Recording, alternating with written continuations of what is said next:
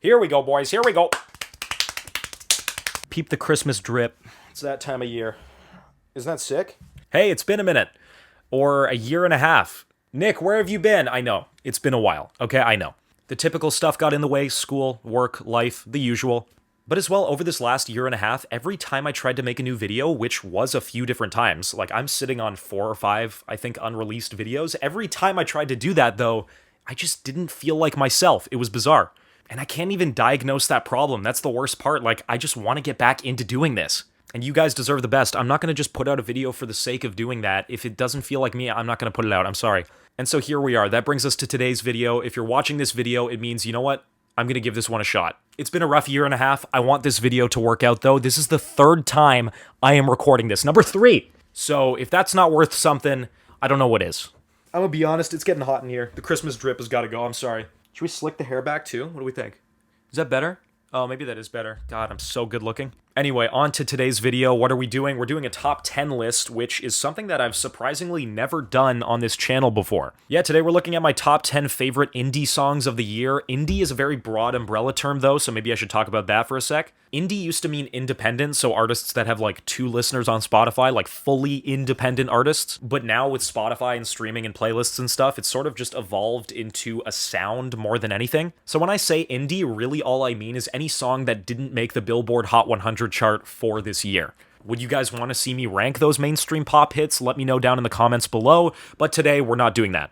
Oh, and one thing I'll say before we get into it, I've actually had an indie radio show for 4 years now, so you know what? If anybody can speak to this well, it might be me. But then again, I do have very specific interests. You'll see on this list, everything sort of sounds the same because it's my list. But you know what? My hope for this video is that even if all the songs aren't your cup of tea, there might be one in there that you'll give a chance. And you know what? That's pretty cool. There's going to be some bigger artists on here. There's going to be some smaller artists. I'm going to have a healthy mix. Let's get into it. Who said it would be impossible? Today we're looking at the top 10 indie songs of 2023. Let's get into it with number 10. So I've done YouTube now for well over 4 or 5 years at this point, even with that break, and I still find to this day it's kind of hard to convey my personality in these videos. If we're talking introvert-extrovert traits, I'd say I'm pretty firmly down the middle. Would I like to go out? Not really, but if I do go out, will I have a good time? Yeah, I'll try my best. And I feel like not enough artists have made songs that lie within that middle ground. It's usually one or the other, hot and cold, but this song, my number 10 pick, I think it handles it really well. Everybody kissed and she punched them in the face. Cause everybody's gonna find somebody that's a point in every movie. You don't wanna end up like a sad spin stud. This is Toronto band The Beaches. They've been in my rotation for quite a number of years at this point. But it's hard to call myself a real fan. I only really knew them for 1 or 2 songs, so I'm happy to say this is the year that I'm finally a fan. They got me. Not to say they didn't win me over beforehand. The difference between a few years ago, though, and now is that a few years ago, I had to actively seek out their music, whereas now, it simply just demands my attention. And this song, Me and Me, it's no different. Listen to the way the drums come in. That's crazy. Then on New Year's Eve, someone yelled, 10-9-8, everybody kissed and she punched them in the face. Yeah, something about that intro, it starts pretty slow and then it ramps up into that drum thing, and then you're just in that tight groove for the rest of the song. It's awesome. Such a good way to start. Also, like I alluded to in the intro, the lyrical content here is amazing too. This idea of starting the night out with a low social battery, feeling kind of insecure in seeing other people enjoying their company with each other, whereas you're alone. And then saying, you know what, maybe it's okay to have fun on my own. Let me reclaim the night. Let me take it back into my own hands. Let me physically punch it in the face and see where the night takes me. That's a cool idea for a song. I don't care, get out my face if you don't like it. All that stuff, the narrative, the drum groove, the attitude of it, everything is just, it's sick. And going out of the pandemic, we sort of needed a song like that, and I'm glad The Beaches were the one to bring it to us. Thank you. Who said it would be impossible? Number 9. I'd say I'm a pretty easygoing music listener for the most part, but I do have one opinion that I think I'll take to the grave with me, and that is for music and art in general, I don't think a work needs to be that profound or emotionally intense for it to be considered a good piece of art. Yeah, sometimes a song can just be a bop that sounds good in my ears, and that's enough.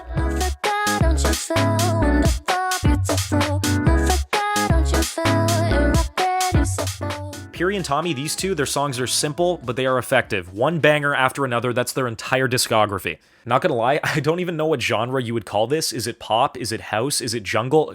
Your guess is as good as mine. The point is, though, it doesn't matter. It just sounds good. Look, I'll be the first to say, the lyrics are nothing substantial, the song is very repetitive, but that hook, that sound, are we listening to the same song?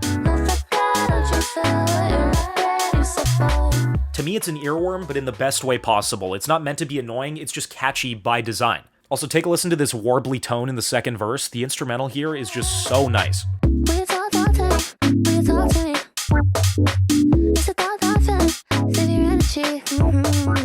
Again, don't know what this is. Is it a wah pedal? Is it a synth line? Is it something else entirely? It doesn't matter. I don't need to know. Okay, I can't be entirely positive here. There is sort of one thing that's holding me back from putting it further in the list, and that is Piri's rapping in the third verse. You gave one too many shits, but you can be proud of it. 2, 3, 4, 5 out of his. I mean, it sounds fine. Like, it fits the energy of the song. The rapping is okay. It's not terrible. It's not great. But that's the thing. Like, I think Piri's strengths just simply lie elsewhere. But honestly, if that's the worst thing the song has going for it, then I think we're in a pretty good spot. Piri and Tommy, they rarely miss. I'm just happy they're putting out music as consistently as they are. Can't wait to hear the next one.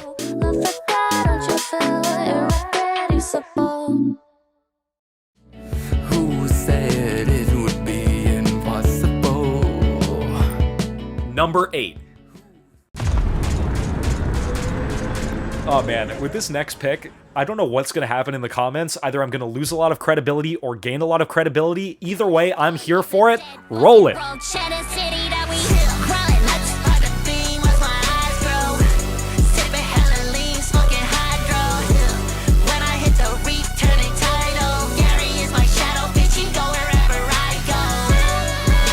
Okay, wait, stay with me. Stay with me.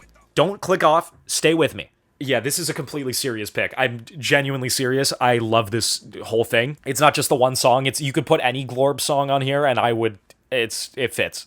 So let's take a step back. When it comes to AI music, there's typically 2 different categories I would put those songs into. How do I explain this? Category 1 is the more like functional, artful side to it. Take, for instance, an artist like the Beatles who just dropped that song Now and Then. First of all, the fact that the Beatles dropped in 2023 and I didn't is insane.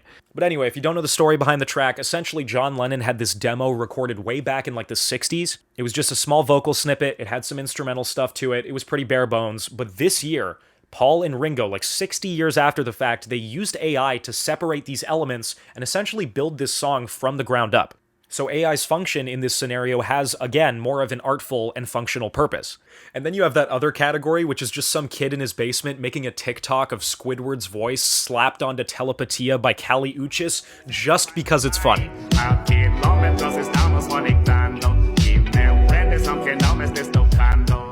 I don't know why that cover's so funny to me. Something about it is just awesome. But anyway, that's a good transition into talking about this guy, Glorb. Where does he fit into all of this? Well, I wouldn't say Glorb is on the artful side, nor would I say he's entirely on the meme side. Sure, he sways more in that direction, but I'd say he's closer to the middle. Like, yes, a Bikini Bottom posse rap cut, of course that's going to be funny. That will always be funny, and that's sort of the initial charm of it. But that said, what sets this apart from something like that Kali Uchis cover is that this isn't a cover. These are original songs.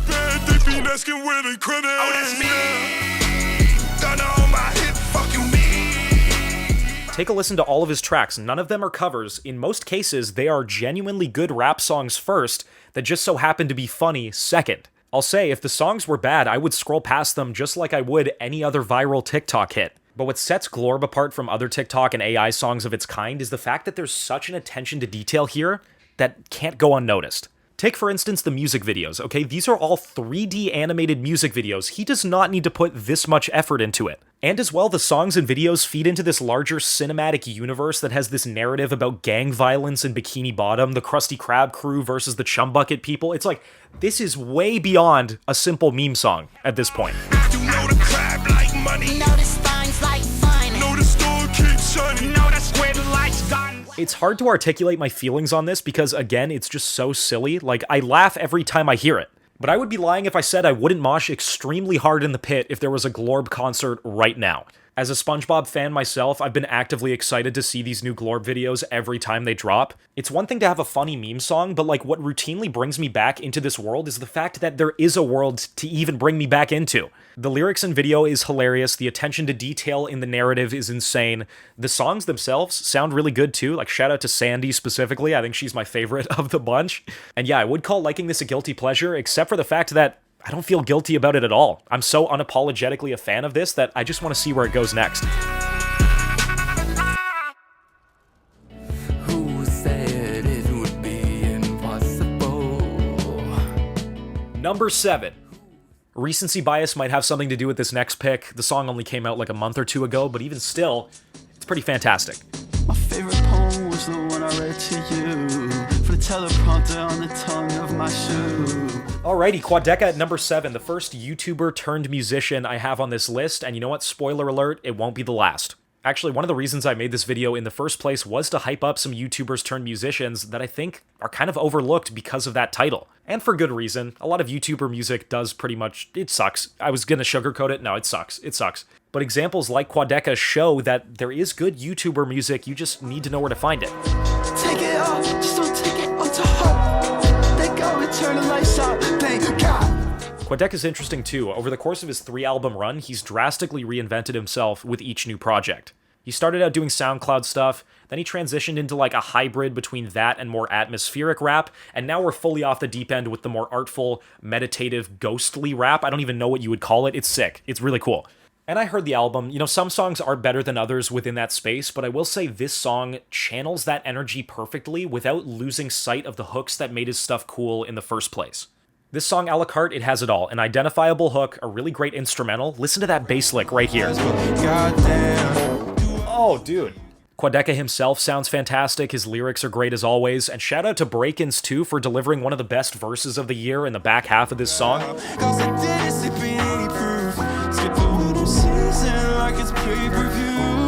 Just listen to how full he is in the mix. Like, I think his voice specifically sounds, I would argue it's one of the nicest sounding voices in music today. What else is there to say? It's just so full, it's rich, it flows nicely, everything about it, I love. Who said it would be impossible? Number 6. Remember when this was one of the biggest songs during quarantine? I know I fucked up, I'm just a loser. Man, that feels like forever ago. I actually really liked the song at the time, and I still do now. I think on the one hand, it captured this really uneasy and impatient feeling we had during quarantine, but on the other hand, it was just a really fun and lively instrumental. Flash forward to 2023, and the same two artists, Benny and Gus Dapperton, decided to make another song, and yeah, you know what? I'm glad I checked it out. It's sick. Don't let me down, don't let me down again. So this time around, Gus Dapperton is the main artist and Benny is the feature, but even still with that flip, I think the dynamic is still the same. And that is to say, Benny to me, far and away, is the bigger superstar. Gus Dapperton's good, don't get me wrong, I think his look is really cool, I think he is super underrated on his own. But I don't know, man, something about Benny, her look, her singing voice, her energy overall, she's different. She is different. And I would go as far as to say I think she's one of the most underrated artists of the 2020s. I just gave her album Hey UX a listen again, and you know what, for as ugly as that album cover is, I do think it has some of the best indie cuts of the last 3 years. Anyway, that's all to say Benny is fantastic on this song. Actually, the whole song is great. What am I even talking about? Take, for instance, the instrumental, something which I think over time I've only grown to appreciate more. I let myself slip away. I fall into your arms again. It was hard to pinpoint why I loved this instrumental so much, and in fact, I spent the whole year thinking about it, but then it hit me. Guys, this is just a Stardew Valley song, like the game. Remember this game? Yeah, speaking of quarantine, this ruled my life during those few years. But no, all kidding aside, one of the things the game is known for is its soundtrack, and it's actually remarkably similar to this Benny and Gus Dapperton song.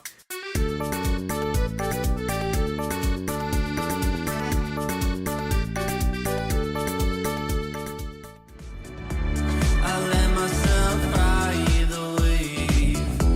I fall into my childish ways. And because of these connections, once I made it, it just reminded me of so many good memories I had associated with that game. Actually, expanding beyond that, I think it just reminded me of like positive moments during quarantine, for as few of them as there were. Yeah, like there were times during quarantine where, because the world stopped to a degree, I was able to sit back for a sec and just sort of take my mind off of the world and play a video game like Stardew Valley. You know what I mean? And for as terrible as those few years were, those are memories that I wouldn't want to forget, and I'm glad this song reminds me of that. Who said it would be impossible? Number 5. I had to break up the recording of this into 2 different days because this stuff takes a while. Oh yeah, that's good. All right, it's a new day. Let's get into it. What are we at? Number 5 now? Yeah, run it. 'Cause I just had a dream I was dead, and I only cared 'cause I was taken from you. You're the only thing that I own. I hear my bell ring, I'd only answer for you. The fact that Pink Pantheress was not in my top 5 for Spotify Wrapped is criminal. Kind of like my number 10 pick with The Beaches, Pink Pantheress here is an artist that I've followed for quite some time now, but only this year she's finally seeing the commercial push she needed. I will say though, because of how short her various songs are, I think her success as an artist is dependent on her output. Like if she stops making music pretty consistently, who knows how big she'll be in a couple years. But as long as the hits are coming, they're fantastic. For me, it was between this song Mosquito and Boy's a Liar Part 2, both of which are just insanely good singles. But boys are liar. Well, even that track with Central C was really good too. You know what? There's so many tracks to choose from. You could put any of them here. It would all mean the same thing. I ended up going with this song Mosquito though, just because in terms of like the lyrical content, I think it does summarize my feelings in relationship to Pink Pantheress pretty well. And that is, she has these really personal vignettes about her home life and her relationships. In this case, she's talking about like this unhealthy dependence she has for her partner. But to counteract that, the instrumentals are so fun and lively that you can't help but enjoy it despite how sad it is. Say that I will another day then. Maybe Tuesday. You're probably sensing a trend at this point in the list of like a lot of upbeat songs by female artists about sadder topics. Yeah, this one is no different, but this one to me is just one of the best examples of that. The instrumental is incredible. The way she glides through the instrumental seems effortless. It's so good. Take a listen to this record scratch here. I wouldn't know what you answered me to. Oh, like the way it just puts a smile on my face. There's not much to say here. It's just so good. And sure, her songs are like 28 seconds long. They're TikTok songs. They're meant to have just a hook and kind of that's it. Like by design, it's about the hooks. But with Pink Pantheress, it's different. Something about her delivery, something about the vibe that she captures, her Y2K aesthetic. Let's talk about that for a sec. So many artists in the last few years have tried to do Y2K as a thing, like in terms of throwback stuff for their music or videos, and it kind of falls flat. It feels like it hits the 80s or the 90s far better. But Pink Pantheress is different. Look at this video she did with Central C. Tell me that doesn't look kinda ugly. That's what the 2000s is, kinda ugly. Actually, there's a name for the aesthetic that this comes from. It's called Frutiger Metro. Look it up. It's very like clip arty, pop arty, kinda, again, ugly. And over the last year, Pink Pantheress has fully embraced this aesthetic. To me, this is her thing now, and you know what? That's one of the reasons why I love her stuff. I think I've said all I need to. She's carved out such a recognizable niche in this space that, like, yeah, I just want to see her keep it up. Who said it would be impossible? Number 4. If you can't tell from the numerous bags under my eyes, I'm actually a Gen Z. Is it a Gen Zer? I don't know. Forget about that. Instead, I want to talk about a metric people have on TikTok for whether or not a song is good, and that is it a song of the summer? Me personally, I think the term is kind of silly. It is a marketing ploy, that's fine, chase the bag, whatever. But most of the time, songs of the summers don't sound like a song of the summer. But this is the year that things changed. I can finally say that now I have a song of the summer. So what if I'm an asshole? Egg cribs and kicks and castles. Pop beans on a bike with the tassels. Don't seem like a nigga you could handle. Biking with Francis, it's a collaboration project between 3 really underrated indie artists, Joshua Raw, Garrett Sparrow, Max Leonard, all of whom are fantastic by the way, but what makes this special is the fact that they're not doing this collab out of obligation, but rather just because they want to. You can tell the 3 guys are really good friends outside of all of this. They're just hyping each other up and having fun and making music. That's what music should be about. And this song Stop By hits that to a T. In particular, that laid-back instrumental and the effortless switching between the 3 guys, it feels like they're not having to try to succeed. Running out of time. Can you come and see me stop by? That smooth energy, they just nailed it. It feels like I'm actually stopping by someone's house on a bike in the summer. That's what it's supposed to be. A lot of songs of the summer, they try way too hard to be that, whereas these guys, their charisma as a group is so undeniable and just casual about it too, that it just comes across in their delivery. I love this song so much, and if it means calling it my song of the summer, then so be it. If you can't beat them, join them. Who said it would be impossible? Number 3. So a lot of the picks on this list thus far have been very synth-heavy songs, and that's fine, that's just a preference I have for music. But I will say, sometimes, you know what, when a killer guitar part comes my way, it's enough to make me forget everything I thought I knew. You tell me there's an issue. I've seen it clouded all around you. Why can't you tell me there's an issue you've seen before? This is Toronto band Good Kid, arguably my favorite artist of the year. I had a lot of options to choose from for this list. I ended up going with this song, Mimi's Delivery Service, one, because it was probably my most listened to track of theirs this year, but also two, I just love the references to the Studio Ghibli film Kiki's Delivery Service. The film is fantastic, go check it out if you haven't already seen it, but yeah, the song is inspired a lot by the broom flying scenes in that movie. Every moment I see you on the rise, you're drawn across the sky. And it hits that vibe so well. The high-octane guitar, the really fast choruses that are in your face, like everything about this song just screams flying in the air. But not like Aladdin, we're not just like soaring over the clouds. No, we're shooting right through them. We are zooming, people, and that's what's so fun about it. It's so high energy, it demands your attention, it's just fun. It's a fun song. It's as inviting as it is exciting. And that's why they're one of my favorite groups of the year. Number 3 with a banger. Yeah, let's move on. I can't tell you why.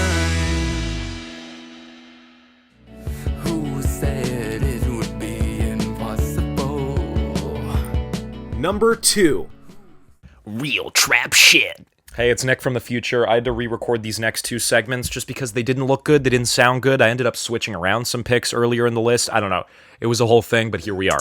I let go every time I hear those voices in my head. I'm just kidding. This song is not good. It's just very hollow and corporate and commercial to a point of no return. But you know what? For as bad as this song and music video are, and that music video, yeah, it's pretty awful, I will say it did reignite my interest in Oliver Tree and his music. Now, let me be the first to say I do not like Oliver Tree. I never understood the phenomenon that is Oliver Tree. Most of his songs sounded really annoying to me, and it just had this energy of like, I'm trying way too hard. That's what I got from him. He does some cool stuff, like his maximalist filmmaking style, that's pretty neat, and in fact, I think of Oliver Tree more as a filmmaker and music video guy than I do a musician. Like, if there was an Oliver Tree movie today, I would rather see that than listen to an Oliver Tree song, which makes this number 2 pick all the more confusing.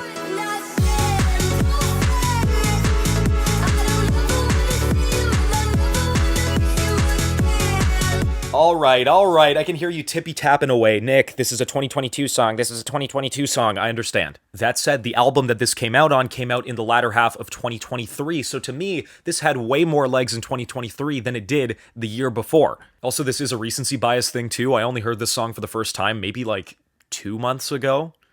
So in that case, to me, it's a 2023 song, and at the end of the day, it's my list, baby. So yeah, cry about it in the comments. I like this song a lot. It just feels like one of the biggest songs of the year, and so I had to put it on this list. Again, this pick should make no sense. I don't like Oliver Tree. I think he's really annoying. A lot of his music sounds like a cheese grater is being put to my ear. And yet something about this, it has a different focus, a different ambition, a different hunger to it that I simply can't ignore.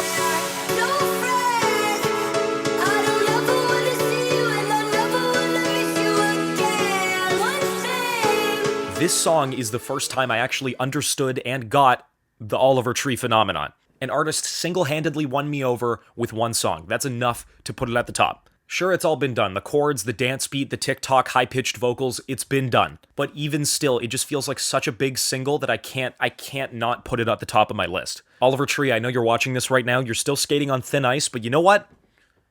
I'll give you a pass on this one. This one is good. Quickly, before we get to number 1, I got some honorable mentions. Let's run them.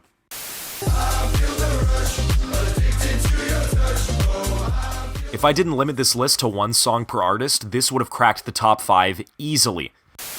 Let's go to Trader Joe's. You're as sweet as lemon tea. This is the first I'm hearing of Dana and Alden, but I will say this is one of my favorite niche TikTok hits of the year. Yeah, they're kind of like Glorb, good musicians first, meme musicians second, so, you know, do with that information what you will.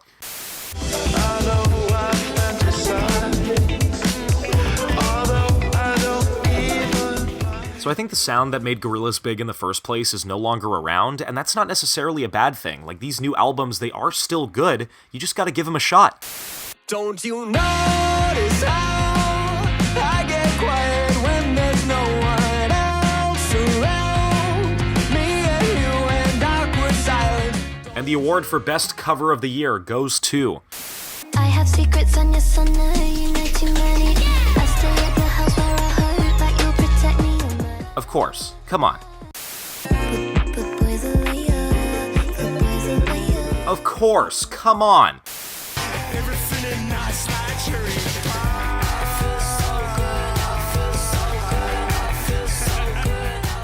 Like the name suggests, this one makes me feel good.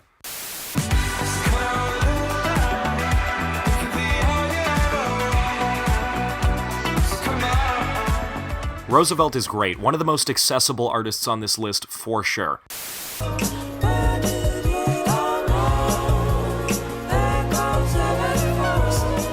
The hype on this one is absolutely deserved. Look at that choreography, it's insane.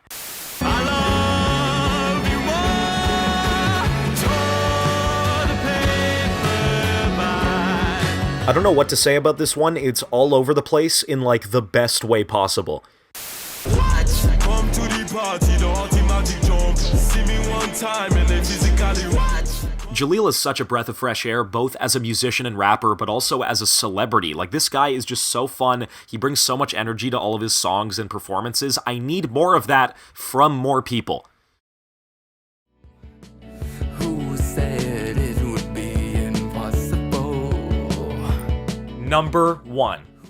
This year in music, it just felt so underwhelming, especially in the pop sphere. A lot of the biggest artists, Miley Cyrus, Nicki Minaj, Taylor Swift, they just put out the safest things possible. But then you also have sort of a transitional period where newer artists are trying to take those thrones. And what you're left with is a sea of nothing. It feels like this idea of a pop star is not as important as it used to be. But this single, folks, as soon as I saw this video, this was my number 1 song. This finally feels like someone reclaiming that title as a mega pop star.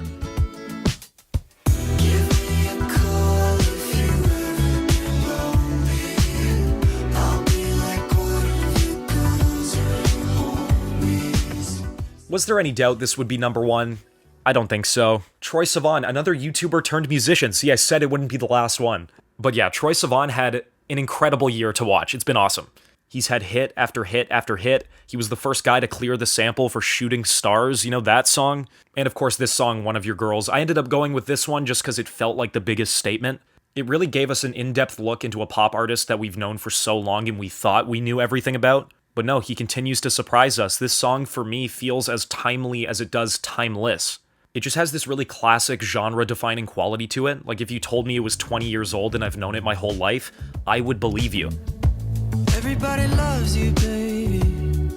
But speaking to the more timely aspects of things, this song goes deep into Troye Sivan's gender presentation, both in the song's lyrics as well as in the video. And man, that video, one of the best videos of this decade, hands down. Also, Ross Lynch is here. I don't know what he's doing here, but I'm for it. And that just speaks to how well this track blends different genres, different styles, different figures in the video. All of these things are just super appealing. Look at you. Skip the application interview. Sweet like marabou. To me, this is the type of decade-defining single we so desperately needed in the 2020s. And I'd be lying to myself if I didn't say this was my song of the year. In a year where nothing really happened, this finally felt like something, and it was such a good thing at that. But yeah, now that Troye Sivan is this successful, he has like 30 million monthly listeners, let's see where he takes it. And yeah, that's my number 1 song of the year. Guys, what'd you think of the list? Do you want to see me do more lists? Let me know all that stuff down in the comments below. And yeah, that's pretty much it for me. I'm just so happy to be back on YouTube making videos. And yeah, hopefully I can do one soon. That's it for me, guys. I'll see you later. Peace. Oh, don't just dance around this subject and how you could think that perfect is just one call away. You